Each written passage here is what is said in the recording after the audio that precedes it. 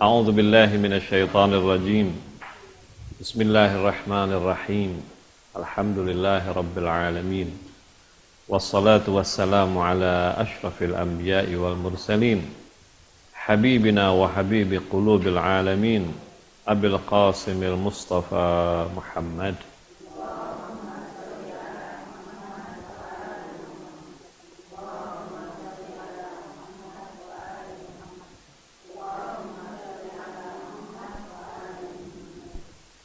المبعوث رحمة للعالمين وعلى آله الطيبين وأصحابه المنتجبين. رب اشرح لي صدري ويسر لي أمري واحلل عقدة من لساني يفقه قولي. سبحانك لا علم لنا إلا ما علمتنا إنك أنت العليم الحكيم. Ibu-ibu yang kami muliakan, Assalamualaikum warahmatullahi wabarakatuh. Alhamdulillah, puji dan syukur kita ucapkan kehadiran Allah. Salawat dan salam kita haturkan kepada kekasih kita, cahaya mata hati kita, junjungan kita Nabi besar Muhammad sallallahu alaihi wa alihi wasallam. Kita berharap mudah-mudahan Allah Subhanahu wa taala senantiasa memberikan rahmahnya kepada kita semua dan menjadikan keluarga kita, diri kita, dan masyarakat kita adalah masyarakat yang selalu diridhai oleh Allah Subhanahu wa ta'ala. Amin, amin, ya Rabbal Alamin. Ibu-ibu yang kami muliakan,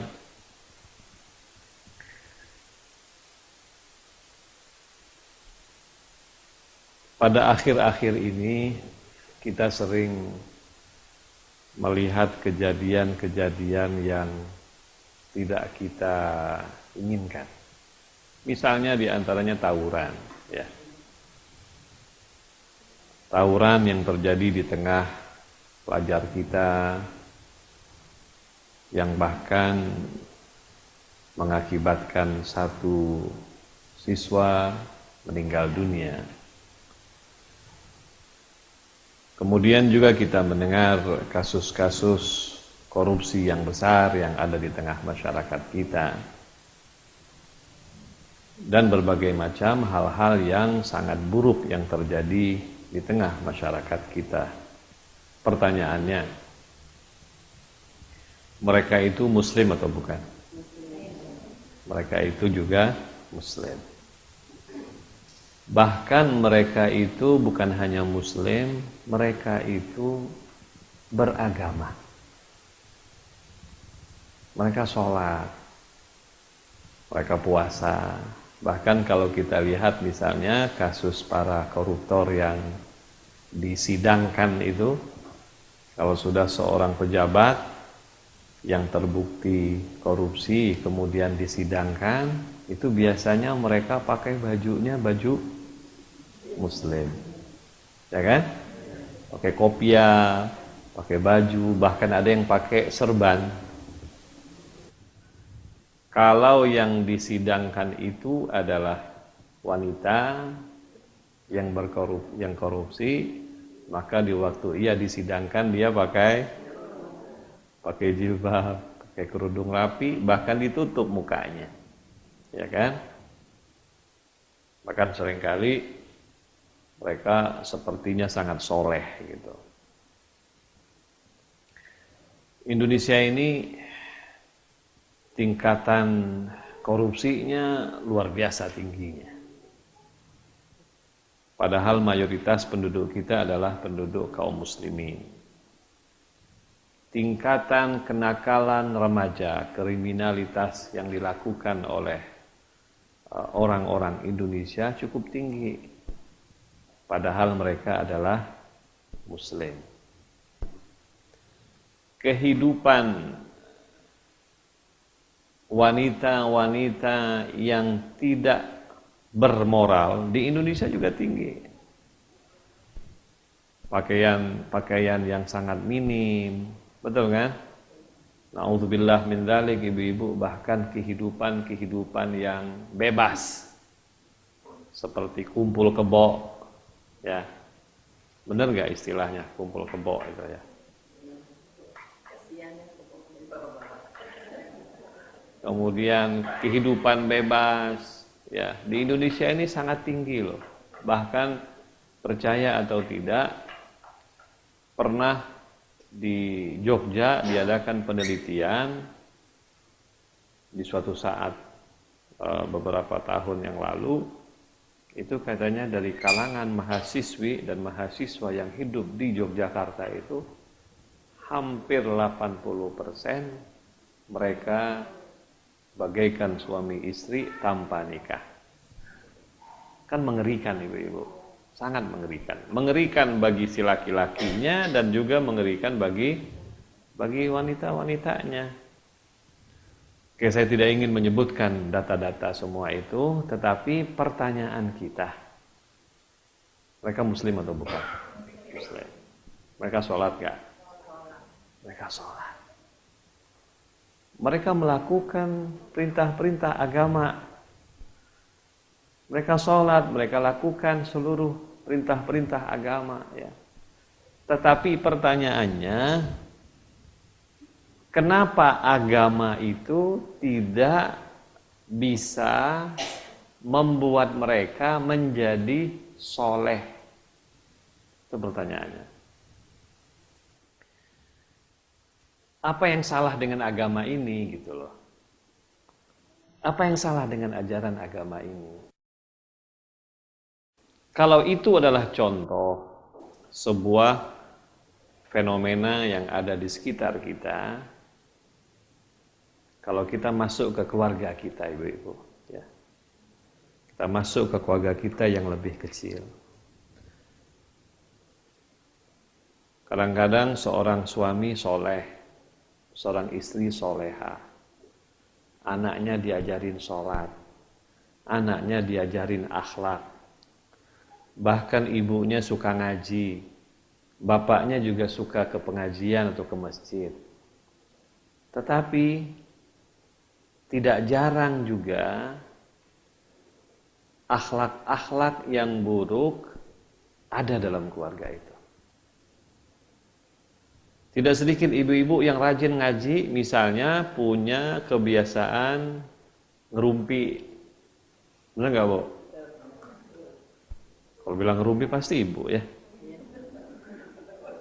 Kalau bapak-bapak diskusi masalahnya. Si ibu rajin ngaji, Masya Allah, mungkin wiridnya bagus, mungkin juga baca Al-Qur'annya bagus, tapi kebiasaan ngomongin kejelekan orang ada. Bahkan ibu-ibu di sebagian tempat ya, ada sebagian ibu-ibu rajin ngaji, tapi kalau sudah pulang dari ngaji, kerjanya cuman shopping, ngerumpi, apalagi Bu, makan-makan, foya-foya dan sebagainya.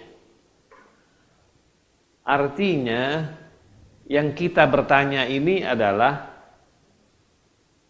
kok orang belajar agama, kok orang mengamalkan agama, tetapi agama yang dia amalkan itu tidak bisa membentuk dirinya menjadi seorang muslimah yang baik.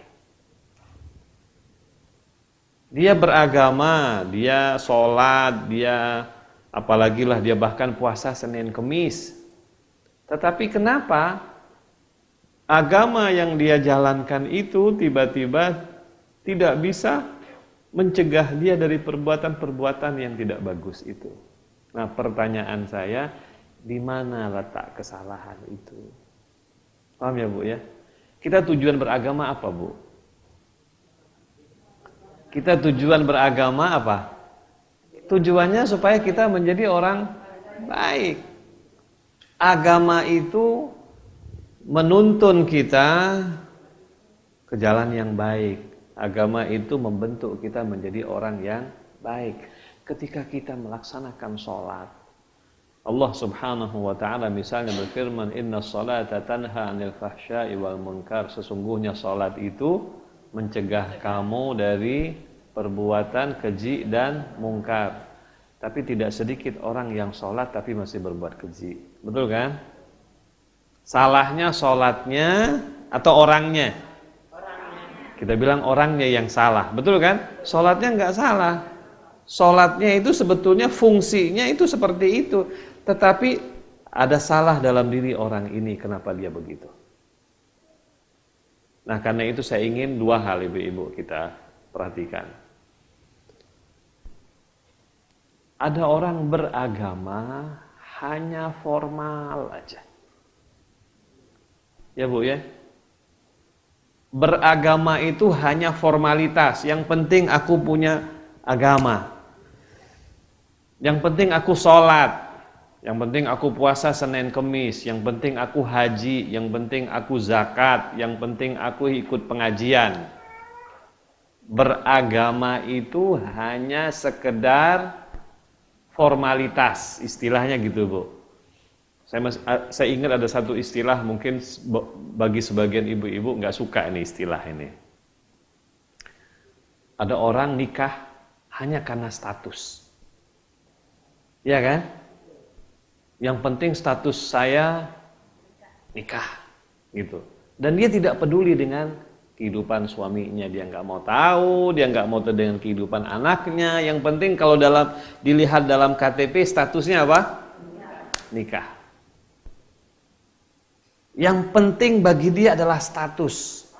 Dan dia tidak sedikit pun menjalankan kewajiban dia sebagai seorang suami atau sebagai seorang istri.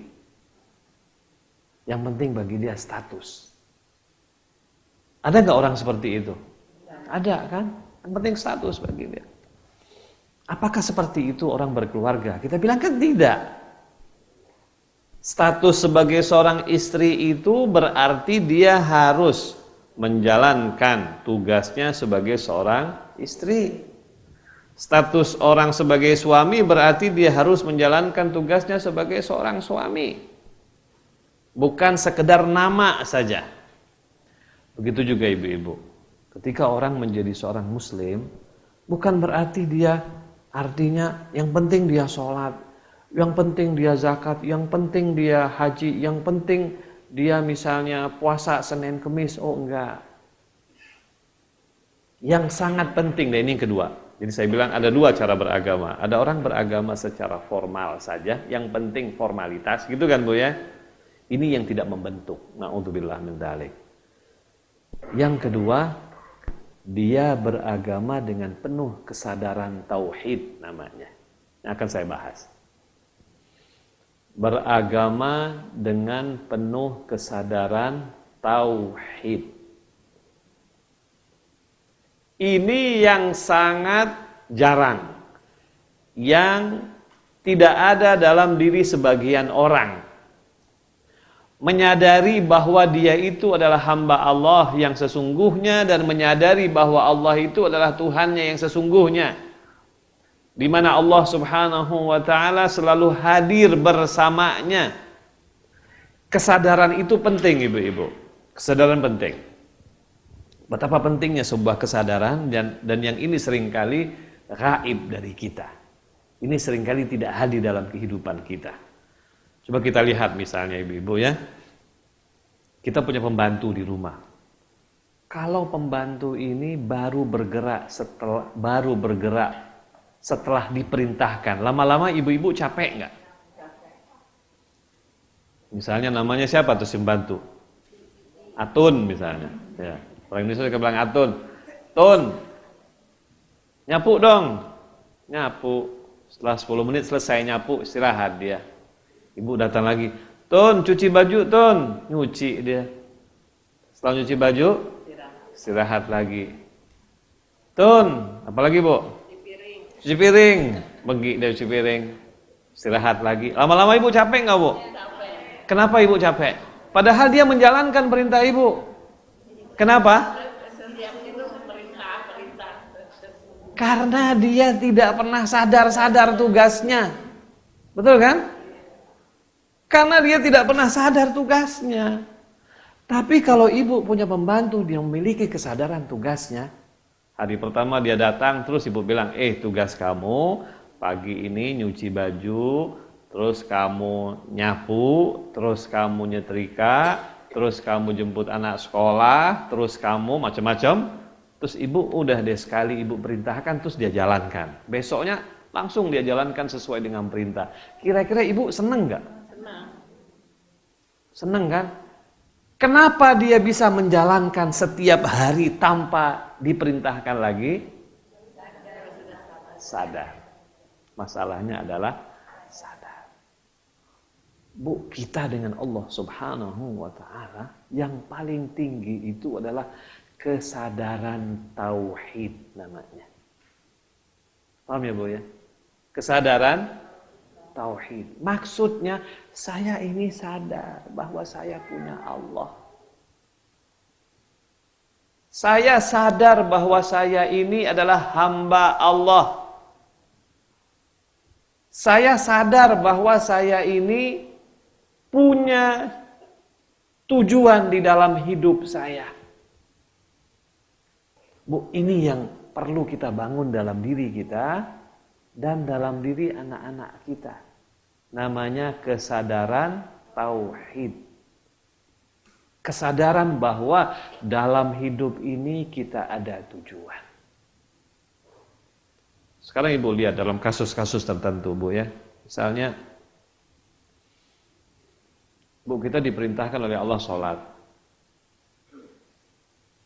Diperintahkan juga oleh Allah untuk tidak melakukan kemungkaran. Betul kan? Diperintahkan oleh Allah sholat, dilarang oleh Allah bohong, dilarang oleh Allah ghibah, dilarang oleh Allah mencaci orang, dilarang oleh Allah misalnya menjelek-jelekkan orang, dilarang oleh Allah memakan harta orang, disuruh oleh Allah puasa, disuruh oleh Allah zakat, khumus dan sebagainya. Orang yang sadar adalah orang yang tahu persis. Di saat Allah perintahkan saya lakukan, di saat Allah larang saya tidak lakukan. Itu menarik ibu-ibu ketika Nabi Ibrahim alaihissalam. Ketika Nabi Ibrahim alaihissalam menyatakan hidupnya, dia berkata apa? Inna sholati wa nusuki wa mahyaya wa mamati lillahi rabbil alamin. Ya Bu ya, coba Ibu lihat 4. Kesadaran tauhidnya itu ini kalimatnya. Segala sesuatu yang saya lihat dan saya utamakan adalah Allah. Apa itu? Salatku karena Allah. Ibadahku karena Allah. Terus apa lagi Bu?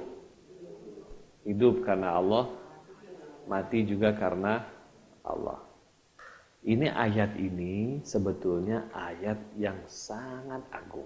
Mengajarkan kepada kita bagaimana kita ini memiliki sebuah kesadaran tauhid yang sempurna dalam hidup kita.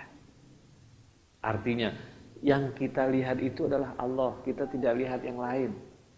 Kenapa saya sholat? Saya sholat karena Allah. Kenapa saya nggak bohong? Nggak bohong saya karena Allah. Karena itu Nabi kita Muhammad SAW pernah bersabda begini. Dia bilang, kamu kalau cinta karena Allah, tapi kalau kamu benci juga karena Allah. Bisa nggak begitu, Bu? Kita bilang, oh benci itu jelek. Benar benci itu jelek. Tapi kalau benci karena Allah itu bagus. Cinta itu baik, betul kan? Tapi kalau cinta bukan di jalan Allah, baik nggak? Cinta itu baik, tapi kalau cinta di jalan Allah baik, kalau cinta bukan di jalan Allah nggak baik. Bu, cinta kepada saudara bagus, betul kan? Cinta kepada teman bagus nggak, Bu? Cinta sama suami orang bagus nggak?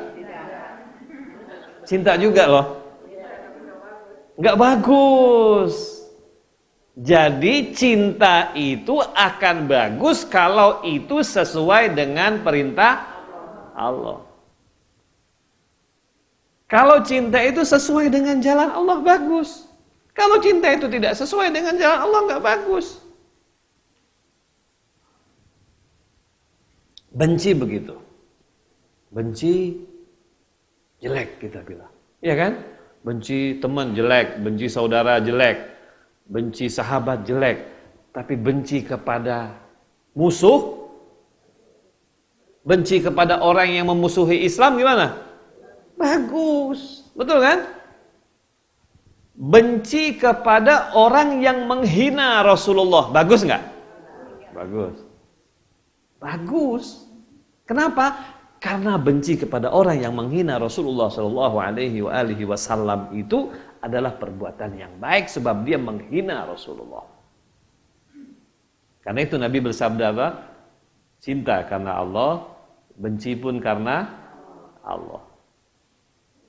Artinya dalam hidup ini yang kita jadikan pandangan kita, ukuran kita adalah Allah. Ini yang harus kita bangun di dalam diri kita. Selalu yang dilihat itu adalah Allah. Ibu-ibu yang sangat saya muliakan, kalau segala sesuatu kita lakukan dengan mempertimbangkan Allah, hidup kita pasti enak. Saya kasih contoh ibu, ada satu ayat di dalam surah Ar-Ra'd, coba ibu lihat, surah Ar-Ra'du. Surah Ar-Ra'du itu surah nomor 13 ya. Ayat 28 surah Ar-Ra'du surah 13 halaman 201. Dapat ibu? A'udzubillahi minasyaitonirrajim. Bismillahirrahmanirrahim. Alladzina amanu wa tatma'innu qulubuhum bidzikrillah.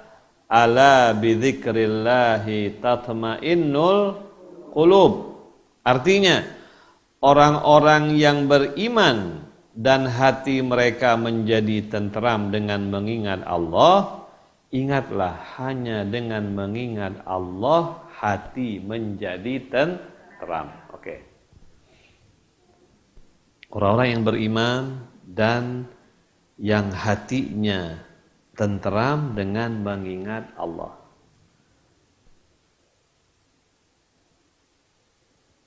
Bu, ada orang yang berzikir,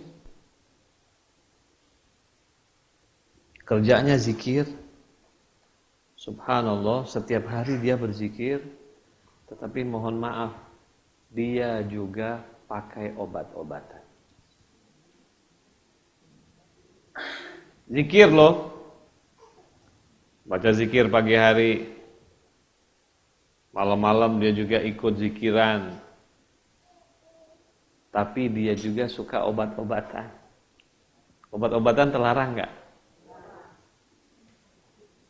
Obat-obatan yang terlarang itu loh bu, dia ikut zikir, dia pakai kopiah bagus, ya, tasbihnya panjang,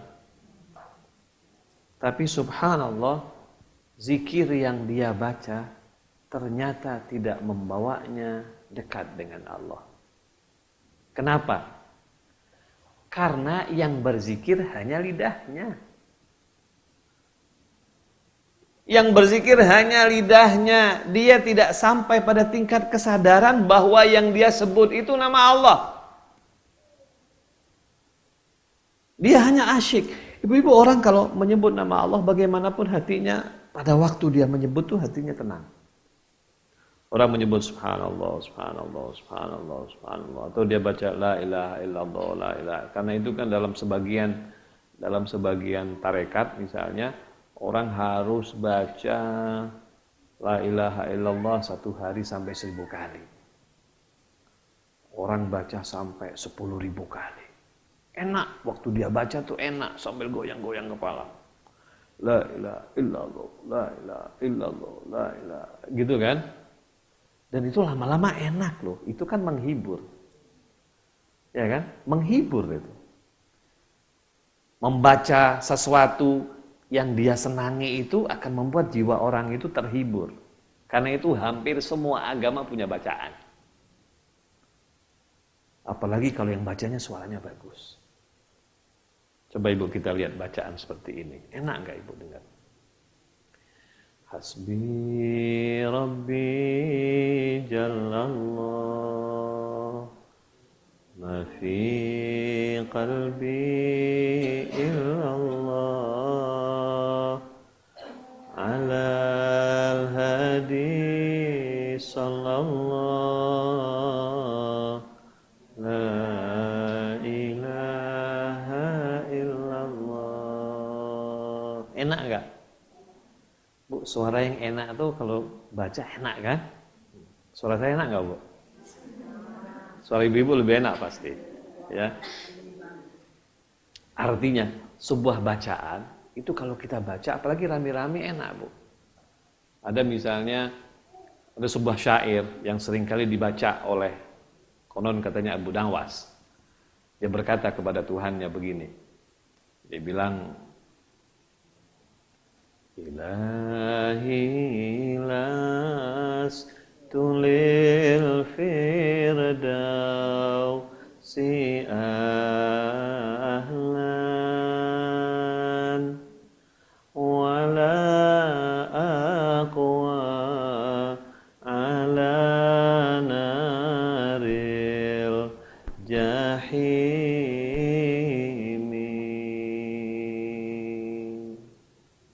Enak kan?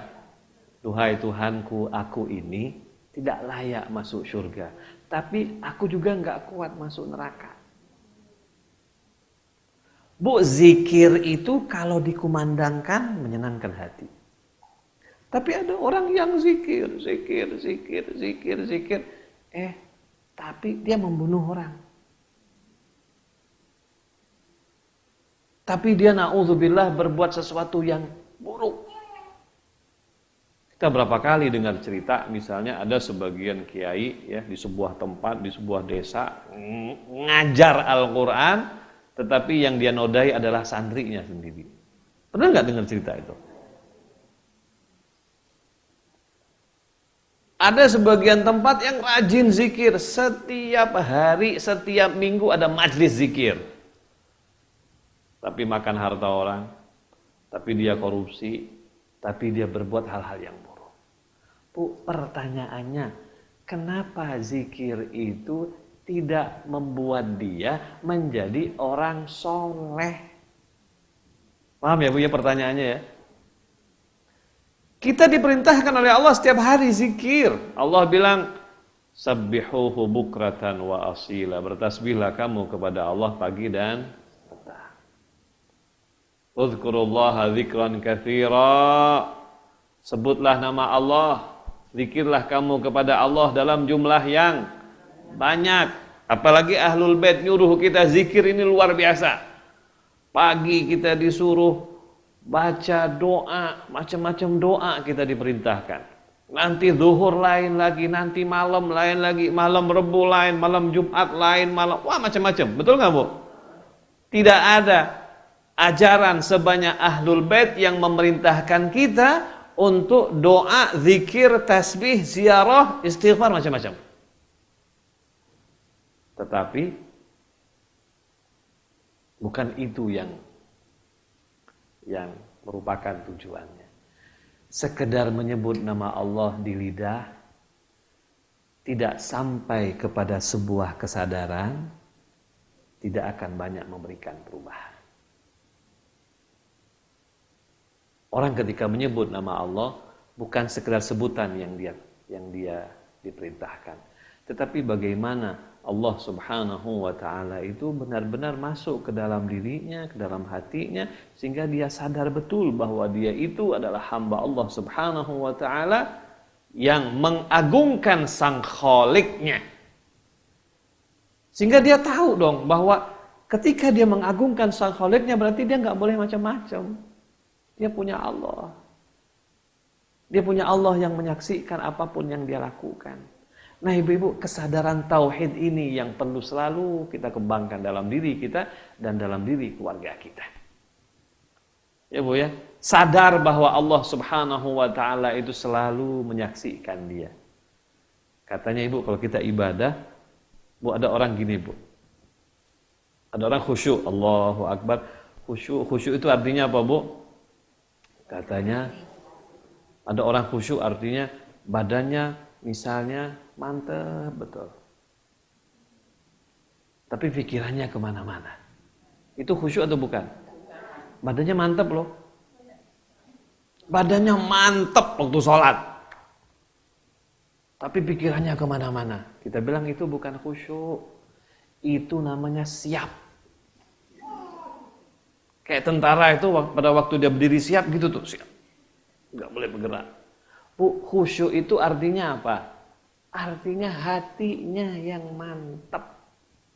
Hatinya itu fokus pada Allah. Hatinya itu benar-benar sedang mentakzimkan dan mengagungkan Allah. Itu namanya khusyuk. Hatinya menghadirkan Allah, atau dia merasa bahwa dia hadir di hadapan Allah, itu namanya khusyuk. Karena itu Allah Subhanahu wa ta'ala memujinya dengan kalimat qad aflahal mu'minun alladzina hum fi salatihim khashi'un. Telah selamat orang yang beriman, mereka yang khusyuk dalam salatnya. Kembali kepada zikir, Ibu lihat. Allah berfirman, alladzina amanu wa tatma'innu qulubuhum bidzikrillah, ala bidzikrillah tatma'innul qulub. Orang-orang yang beriman dan hati mereka menjadi tentram dengan mengingat Allah. Ingatlah, hanya dengan mengingat Allah hati menjadi tentram. Allah mengatakan, mengingat Allah membuat kamu menjadi tentram. Betul kan? Sebabnya mengingat Allah, akibatnya menjadi Ibu pengen punya hati tentram? Pengen kan punya hati damai? Pengen kan hidup bahagia, gak ada masalah, betul kan? Sebesar apapun masalah bisa diatasi, pengen kan? Kita pengen seluruh masalah yang kita hadapi di dunia ini dengan mudah kita bisa mengatasinya. Bu, mau lari dari masalah gak mungkin. Nonsen. Kita hidup di mana, Bu? Di dunia. Di dunia ini pasti ada. Kapan gak ada masalah? Pada waktu mati lebih banyak masalah. Kapan kita bisa selesai dari masalah? Kalau udah masuk surga. Jamin gak masuk surga? Jamin juga enggak. Insya Allah masuk surga. Insya Allah. Tapi tidak ada jaminan kita masuk surga. Emang ada jaminan punya kartu masuk surga? Kan enggak ada. Ya kita cuma berharap mudah-mudahan karena kita cinta sama Allah, cinta sama Rasulullah, cinta sama Rasulullah. Mudah-mudahan mereka kasih kita syafaat. Betul kan? Tapi tidak ada jaminan.